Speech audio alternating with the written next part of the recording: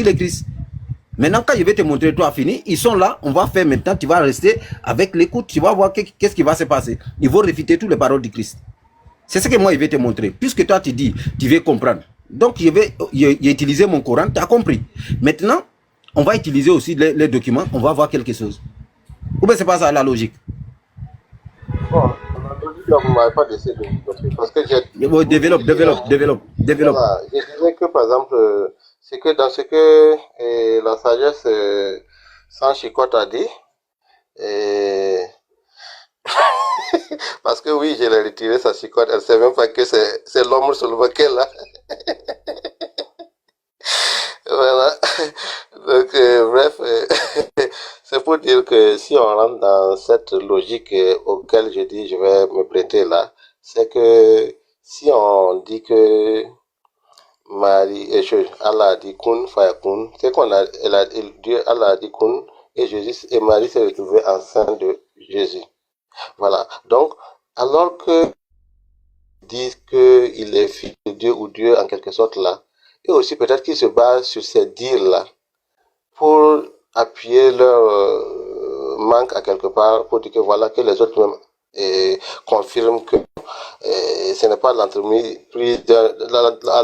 d'un homme que Marie s'est retrouvée enceinte, mais que c'est Dieu, Allah même qui a soufflé en lui. Donc, maintenant, c'est l'auteur de grossesse qu'on dit que c'est telle personne-là est père, que ce soit par quel qu'en soit ce qu'on dit, je ne vais pas dire des mots ici.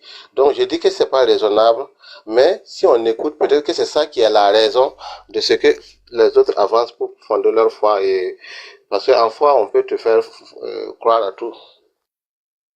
Non, je suis d'accord. Maintenant, regarde, pour résumer tout ce que tu as dit là, tu es de quelle confession religieuse, s'il te plaît?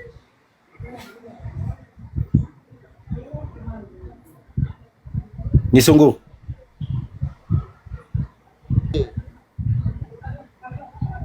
Nisongo, tu es là? Oui, je suis là. Ouais, tu es de quelle confession religieuse? Chrétien, catholique. Tu es chrétien. Tu es chrétien catholique. D'accord. Quand un comment on appelle là, traditionnaliste ou bien un kémite te dit, le bois qu'il est en train d'adorer là, c'est lui le créateur des cieux et de la terre. Parce que lui, il croit à ça. Est-ce que tu vois, tu vas dire que parce qu'il y a quelqu'un qui a posé sa foi sur ce bois là, ça veut dire que le bois là devient le créateur de toutes choses? Non, bien sûr. J'ai dit que c'est en foi qu'il croit ça. Sinon, voilà, maintenant c'est en foi, non? Maintenant est-ce que ici, là, même si lui, il a mis toute sa foi dessus, là, est-ce que toi, ta raison te permet de croire à ces sottises-là? Non, bien sûr, j'ai dit que je ne crois pas à ça. T'as vu, non? Qu'est-ce qui te permet de ne pas croire à ça? Oui, c'est en utilisant la raison, la logique, là, on ne trouve pas de logique dans ça. Merci. Maintenant, si quelqu'un te dit, le Dieu créateur de toutes choses, il est né d'une femme, là, ta raison ne te dit rien, tu dis amen à ça. Non, je ne crois pas à ça. Dieu créateur de toutes choses, là, bon, dit comme il a une mère. Alors que dans la prière des catholiques là, on dit Vierge Marie et Sainte Marie, Mère de Dieu. Vous le dites ou pas? Oui, je l'avais plusieurs fois dit. Maintenant, quand toi tu dis ça là, ta raison ne te dit rien?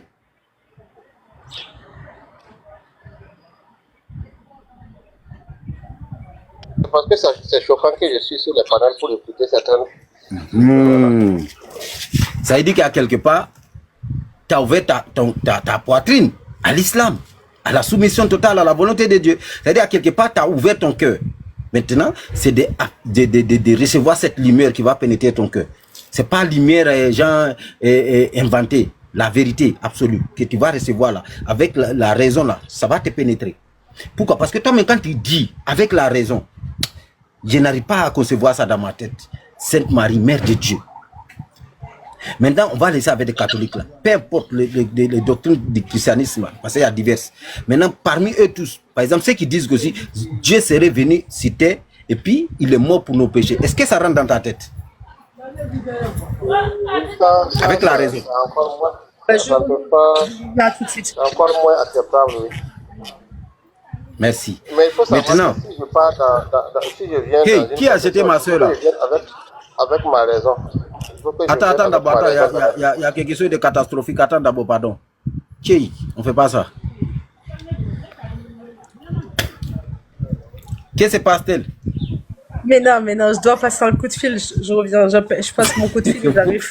Faut me prévenir, faut me C'est trop prévenir. bête. Il a dit catastrophique. T'es fou, là, t'es fou. Ah, je te jure, la hawla wa la quwwata illa billah. Non, mais je reviens, je passe un coup de fil rapidement et je reviens tout de suite. Mais par contre, les gens, là, on est 29. Il a été signalé, ça se fait pas. Donc, tapotez, soutenez le live, partagez, surtout le partage. Il y a eu 8 partages. C'est honteux, 8 partages. Il suffit juste de cliquer dessus. Allez, dépêchez-vous, je reviens, sinon je vous chicote tous. Je reviens. Barakallah fik. Et avec la raison, c'est pas évident pour moi de voir Sazès disparaître comme ça, non. Donc d'accord, on continue mon frère. Tu vois, ici là, Allah nous dit dans le Coran, c'est la raison. C'est la raison qui fait qu'on se connecte à lui. Maintenant, toutes ces doctrines que tu as appris là, que ce soit les chrétiens qui disent que Dieu serait venu mourir pour nos péchés, il y a d'autres qui disent que non, c'est le Fils de Dieu engendré, il y a d'autres. Maintenant, quand tu regardes l'islam, l'islam te dit, non, il y a les directement en français, dit il est Allah unique. Le seul à être imploré. C'est le seul qu'on doit implorer secours. Il n'a pas engendré, il n'a pas été engendré non plus. Et nul n'est égal à lui.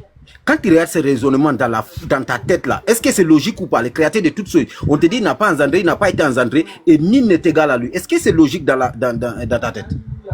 Oui, c'est très logique. C'est très logique. Voilà, merci mon frère.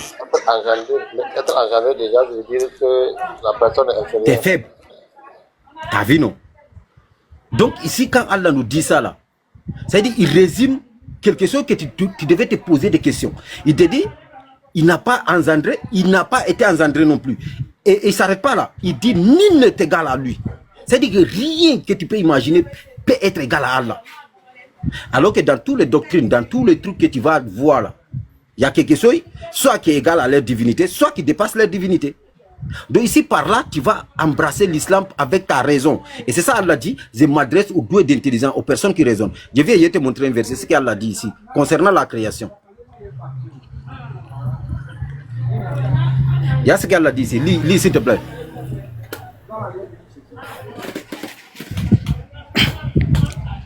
Nisongo, lis.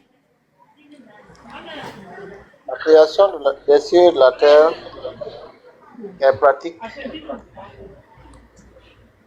Chose de plus grand que la création des gens. Mais la plupart des gens ne savent pas. Tu as vu comment notre créateur nous pousse à ne pas adorer un être humain ou bien comment on appelle là, quelqu'un qui fait quelque chose, peu importe ce que tu vas faire là, tu ne seras pas grand que la création des cieux et de la terre. Peu importe le miracle que tu vas faire, tu ne seras pas plus grand que la création des cieux et de la terre. Voilà comment Allah met terme à toute autre, comment on appelle la tentative même de séduction par un prophète. Mais ceux qui font ça là, c'est parce qu'ils ne savent pas. Ils ne réfléchissent pas, ils ne méditent pas. Regarde de toi à moi, Nisongo. Depuis que le monde est monde, qui est en train de prendre soin de ce ciel-là? Ça ne tombe pas. Il n'y a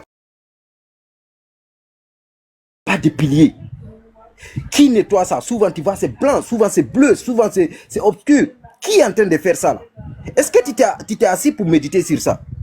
Alors que l'homme là, si tu le laisses de naissance, jeunesse, vieillesse, il va aller à la tombe.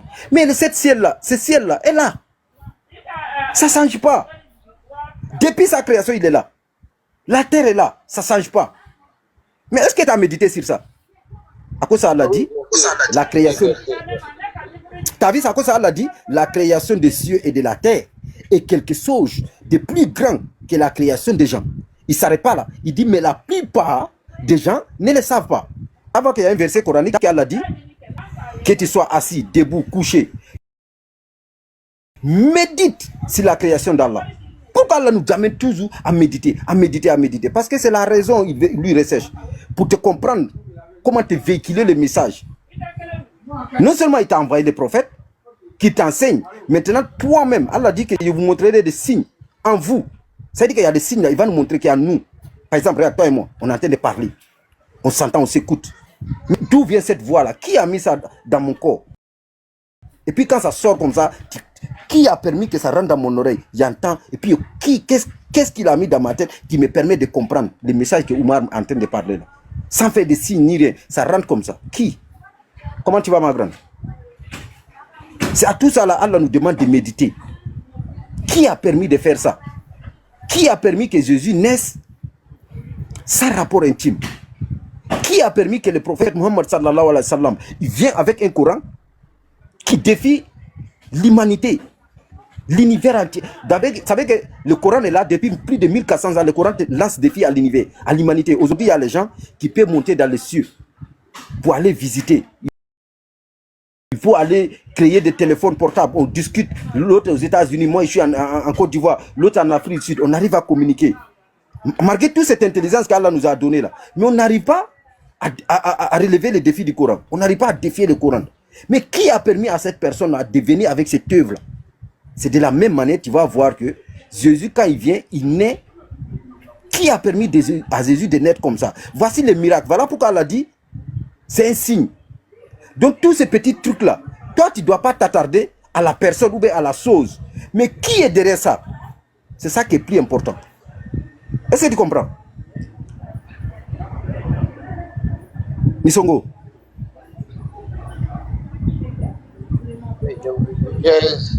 J'ai bien compris. En fait, le problème là, si vous écoutez, vous allez comprendre que moi, peut-être je n'ai pas beaucoup de problèmes à. Donc vas-y, je t'écoute.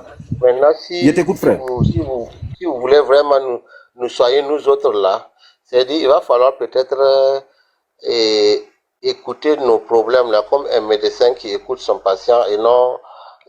Si vous prêchez, bon, on va peut-être écouter les prêches et même ailleurs on écoute. Bon, maintenant, il faut écouter les inquiétudes des autres pour pouvoir comprendre quel est leur souci là. Donc maintenant, il me semble que j'ai évoqué certains soucis, vous avez donné des explications. Il n'y a pas de problème, je ne vais pas monopoliser la parole. Il y a d'autres aussi qui ont peut-être des questions à poser, mais c'est mieux que vous écoutiez plus les inquiétudes. Voilà, c'est mieux que vous écoutiez plus les inquiétudes des gens et les autres pour pouvoir plus les soigner. Parce que moi qui me dit raisonnable, qui va avec la raison partout, c'est-à-dire que si je rentre peut-être dans l'islam aussi, peut-être il y a quelque chose aussi de foi qu'on va me demander de croire, alors que j'ai quitté une foi pour une raison. Donc j'apporte cette façon de raisonner là, pour pouvoir comprendre là-bas aussi. Mais il ne faut pas que là-bas aussi, je retrouve quelque chose d'irraisonnable. Par exemple, lorsqu'on dit qu'il ne faut pas prier, ou bien s'agenouiller, ou bien en tout cas, un certain respect à une créature qu'à Dieu. Alors que, à quelque part aussi, on dit qu'Allah même a demandé à sa créature de prier une créature qu'il a créée. Bon, en quelque sorte, c'est lui même qui nous appelle au shirk là, c'est-à-dire à ces choses-là. C'est lui-même à l'origine qui nous a amenés à ces choses-là.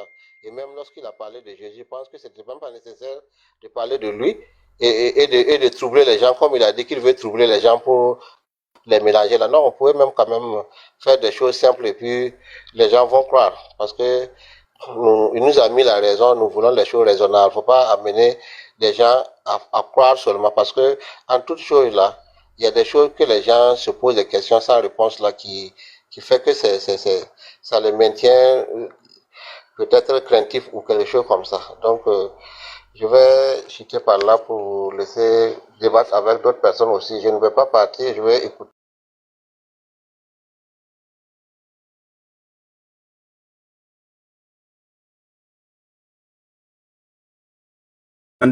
De faire quoi à qui? Oui, il a demandé à toute sa créature de l'époque là qui étaient les anges là. Moussa, faut t'éviter. Moussa. Vas-y, Nisongo. Un certain respect ou une adoration à sa créature qui était Adam, qui venait d'être créé devant les anges. Donc, et il y a un qui a dit que non, c'est à toi seul que nous devons adorer. Pourquoi veux-tu que je... Voilà, bon, c'est ça qu'il a donc, tu vois, avant de faire une affirmation, là. Il a utilisé la raison. Ah oui, Regarde, j'écoute. regarde, quand toi tu parles, c'est facile à discuter avec toi. Et je pense bien que quand tu vas rester ici, tu vas voir ceux qui sont difficiles à communiquer, comment ils utilisent ma façon de parler avec eux aussi. Toi, par contre, c'est facile de communiquer avec toi. Maintenant, moi, je voudrais que, avant de parler de quelque chose, avant de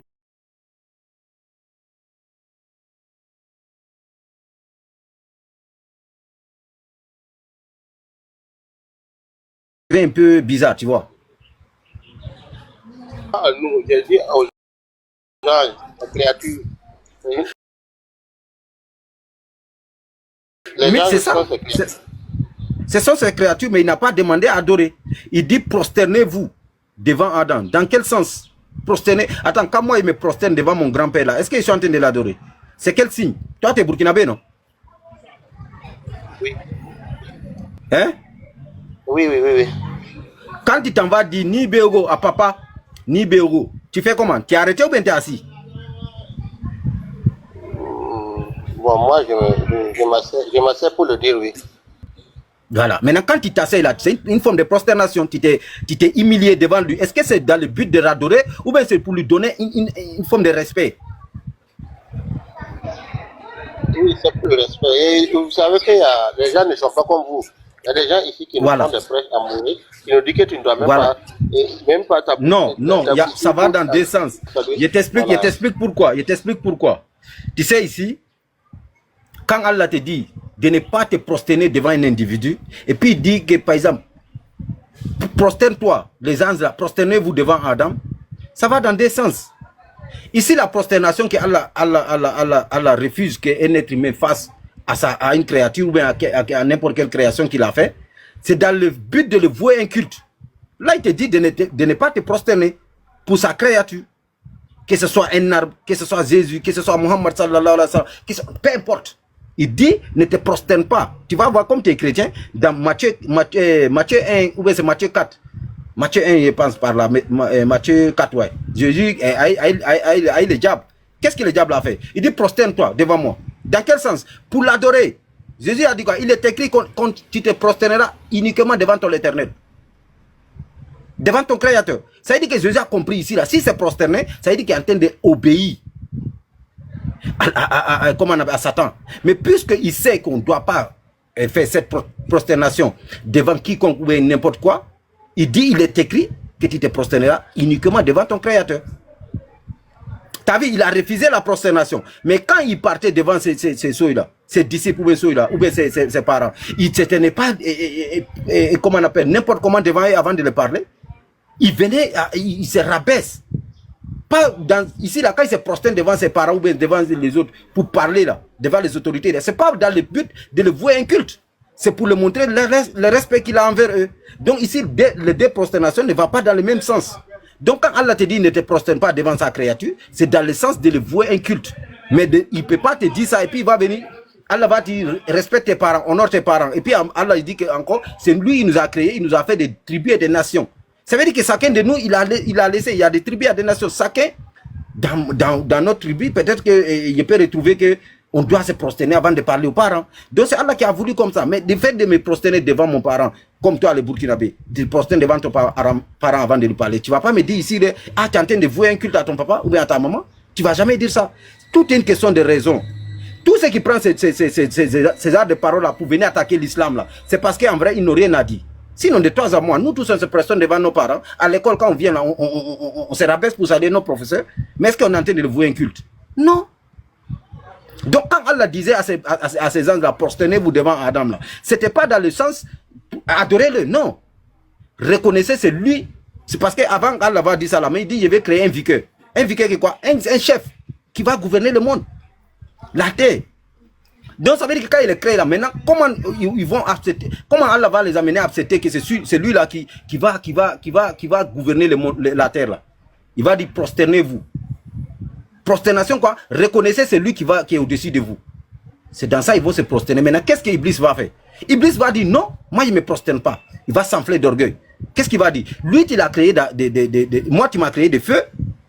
Lui, tu l'as créé d'argile. Je ne fais pas. Est-ce que tu vois? Donc ça veut dire l'orgueil maintenant l'a poussé à refuser ce qu'Allah l'a dit.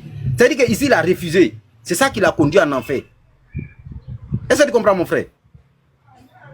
Oui, c'est clair. Je comprends maintenant. Merci. Voilà. Merci beaucoup.